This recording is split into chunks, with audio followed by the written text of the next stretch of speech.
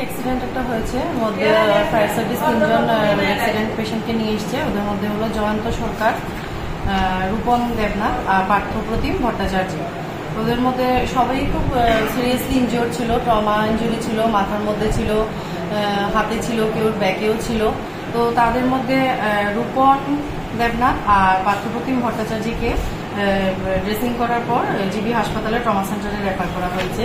আর জয়ন্ত সরকার, ওনাকে প্রাথমিক ড্রেসিং আর স্টিচ দেওয়ার পর এখনো আমাদের ইমার্জেন্সি ডিপার্টমেন্টে অবজারভেশনে রাখা আছে।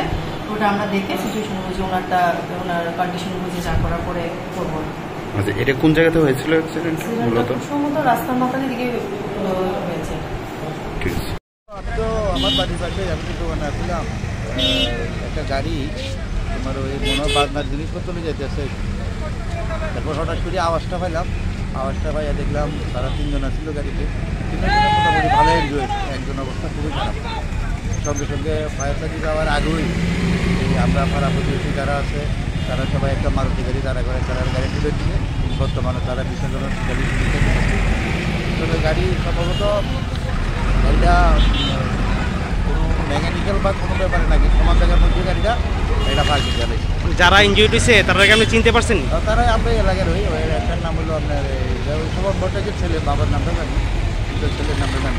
তারা কি করে, কি কাজ করে? তারা এই রেগুলেটরের কাজ করে, সাউন্ডের কাজ করে, ভিডিও করে। যে যার ঘটনা হয়েছে জায়গাটার নাম কি? এটা হলো পূর্ব নিয়ার বন্ধন ব্যাংক।